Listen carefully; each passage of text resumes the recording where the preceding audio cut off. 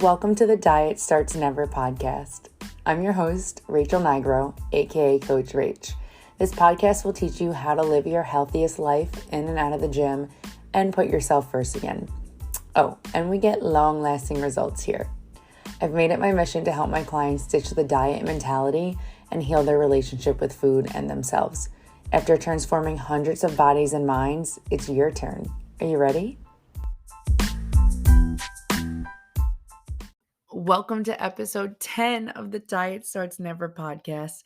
I can't believe I have given you guys 10 episodes, and I just wanted to give a quick thanks to every single one of you who listens. I truly appreciate you putting your trust in me to educate you on such an important topic in your life. Also, thank you for just taking the time out of your busy day to listen to me. It truly means the world. Don't forget, you're here to better yourself. Do not think that that goes unnoticed. I recognize that you want to grow, and I have every intention to help you do so. So please give yourself some appreciation for that. In other news, I got a new microphone, and I'm hoping this sounds crystal clear for you guys. So I actually really struggled with recording this episode. This is like my third or fourth time recording it because I'm struggling to get the words out I want. And I'm when recording, I truly try to think, what will benefit you most? What do you want to hear? How can I help you reach your goals better? And I'm realizing that you just want to be toned as Fook. You want to lose fat. So I literally did not write this episode out. I normally write a copy and follow it along. I'm just going to be speaking to you from the heart and give you my best tips to get you toned as Fook and lean and feeling good and strong. So last episode, I spoke about metabolism, and it ended up being one of the most important episodes yet because nobody really knows how their metabolism works, but now you do. So please go back and listen to that episode if you did not. But basically, what I got at in that episode and what I truly want you to know about metabolism is that our bodies have several ways of turning what we eat into what we do, which is done by our metabolism. Your metabolism is affected by exercise, but if you give it too much exercise without proper fuel, it just slows down. It downregulates and can only function to burn food to create energy and does not have enough fuel left over to burn fat. So that brings me into exercising for fat loss, exercising to be toned. Keep in mind, all of the tips I'm going to give you to exercise this way, they go hand in hand with being in the proper nutrition phase.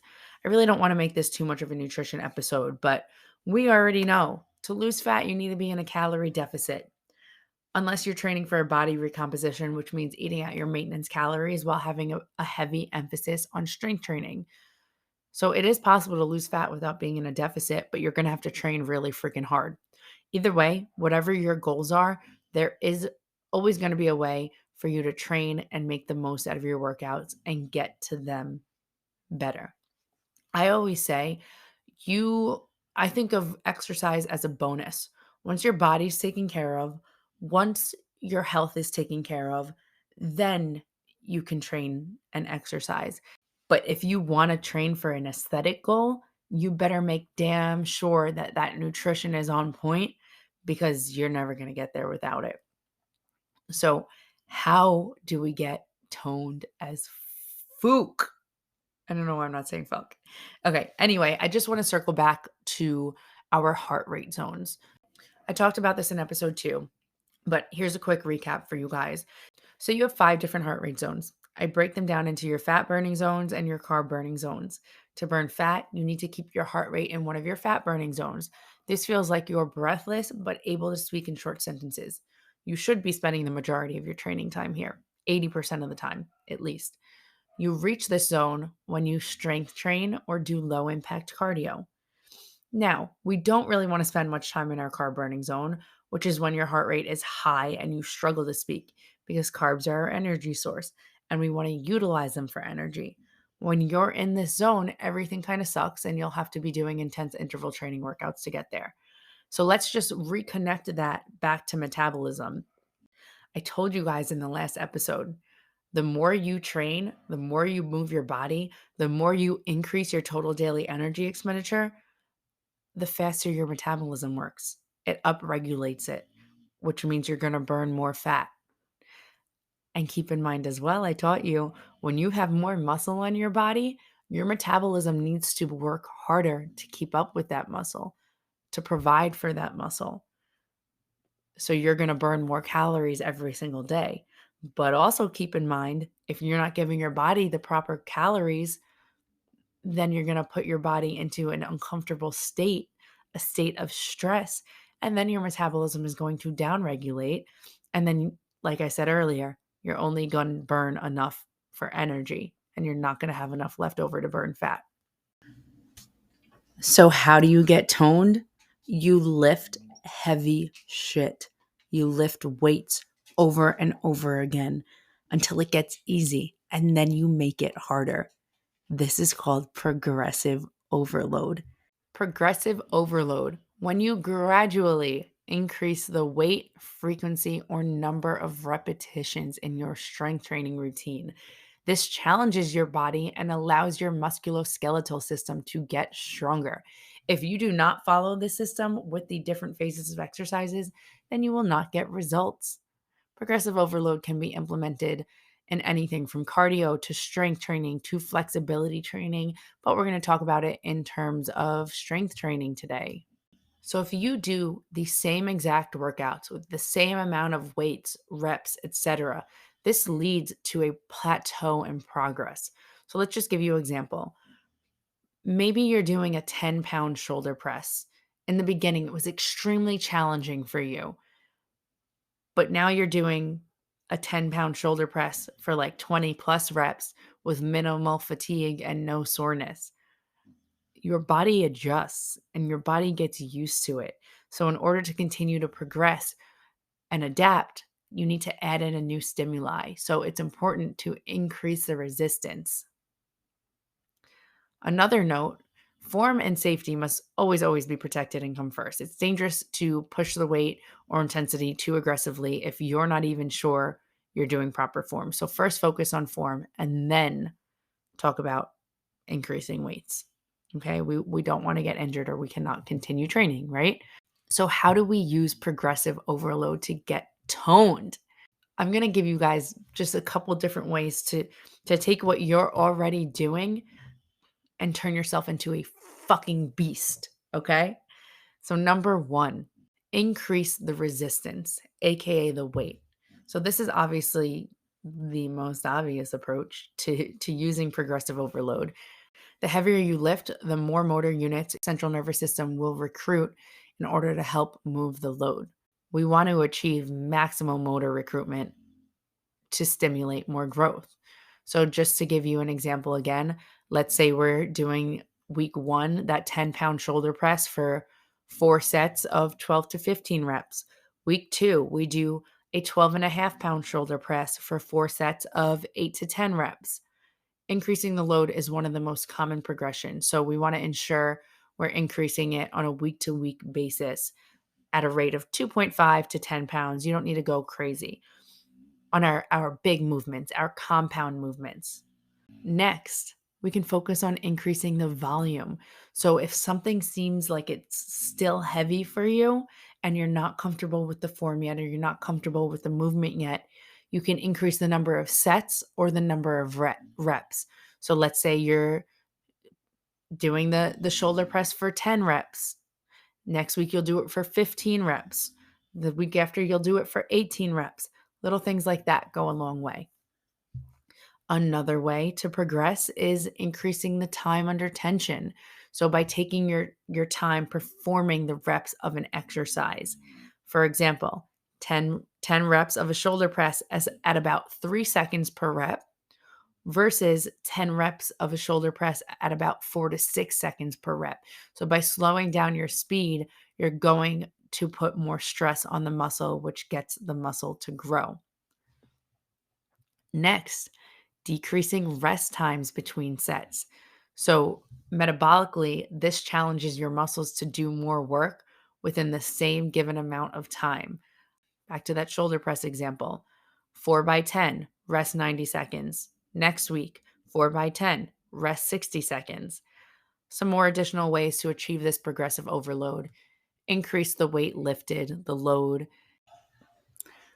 There are some additional ways to utilize progressive overload. The ones I just listed are going to be your best bet for the best maximum results at building and maintaining muscle. But other ways are increasing your range of motion with the same weight and volume.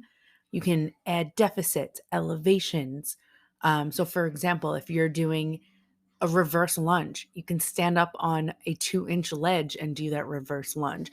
If you're doing a shoulder press, you can go below parallel when bringing your elbows down, and so on. You can also focus on lifting the same weight with improved form and improved control. And then, of course, you can increase or decrease the tempo, which I already said. So let's see, how can we utilize progressive overload and proper nutrition? If you want to bulk, if you want to gain muscle and some fat, you're going to do progressive overload and a calorie surplus. If you want to do a body recomposition, which means gain muscle and lose fat at the same time, you're going to eat at your maintenance calories with a heavy emphasis on progressive overload.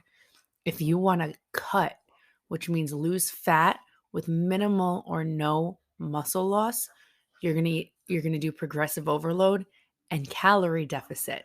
So let's just say no progressive overload at all and a calorie surplus. That's just going to be straight fat gain. No progressive overload at all, and maintenance calories is no change in your body. So you would stick with lifting the same weights consistently, not pushing anything, not getting stronger, and just focus on maintaining, which is okay.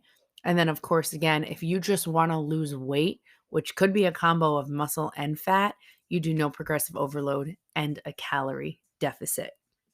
So, just some other considerations when training to get toned. Remember, guys, toned means having a significant amount of lean muscle mass and a low body fat percentage that you can actually see that muscle mass. You cannot be toned without having muscle. So, it's so important to lift heavy-ish. Let's say you train at home and you only have a set of dumbbells. Of course, I would suggest getting heavier dumbbells, but then you can take it a step further and get resistance bands and utilize tempo and utilize volume, increase your reps, increase your sets, and so on. There's no limit, and you can progress no matter where you're at as long as you continue to give your muscles something to adapt to. So let's say you're a beginner lifter. During your first like 1 to 2 years of lifting, it may be possible to progress in something every workout.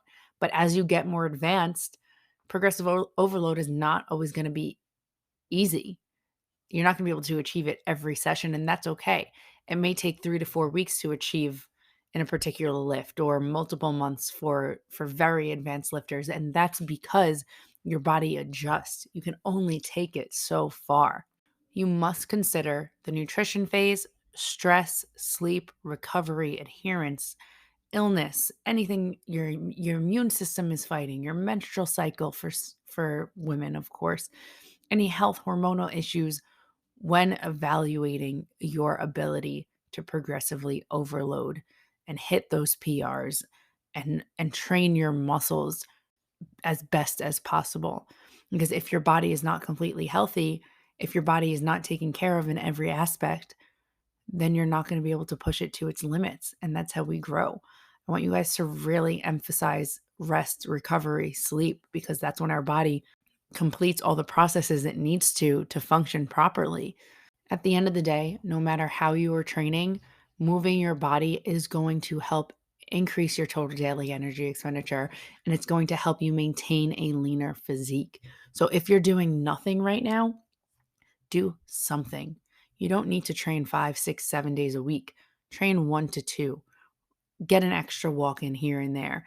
It's better than nothing. Do not set yourself up for failure by trying to go all in on a 5-day training split when you can't even get to the gym 1 day a week.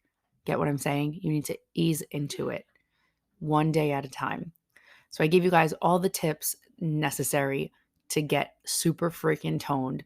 But just to sum it all up, lift heavy shit. Don't be afraid to get in the gym and just go all in on yourself. It's worth it. And reminder, it takes years and years to build a toned physique. So do not try and cut any corners, because you're not going to get that look by doing a crash diet, because you need the muscle. You need to make sure your muscle's having proper fuel to build and stay built. All right, guys, that's a sum up on episode 10. So if all of this was very confusing, which it may very well have been, and you want support in achieving progressive overload, if you need a custom plan to follow, that is exactly what I do as a fitness coach. I will write a plan for you based off of your life already. So let's say you say to me, Rach, I want to work out from home 3 days a week. Then I'm going to write you a 3-day a week split from home, and I'm going to progress it for you so you don't even have to worry about any of this. Some people just want to open up an app, know what their workout is, get their workout in, and be done. And that's exactly what I have for you. So if you have any questions, if you want to apply for one-on-one coaching, there are a couple different ways to do it. You can message me on Instagram, and I will, of course, start chatting with you and help you schedule a complimentary consult. You can head to my Instagram and click the link in my bio, and that's going to be there for you. And you can literally schedule a complimentary 15-minute consult. That link is going to bring you to bookwithrach.as.me/consult. I'm going to link that in the episode notes for you.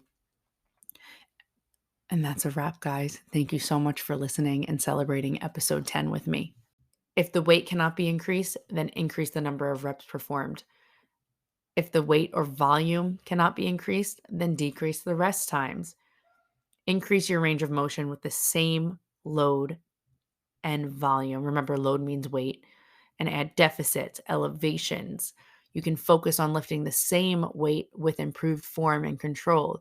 You can increase or decrease the speed at which the exercise is performed. Remember, that's the tempo.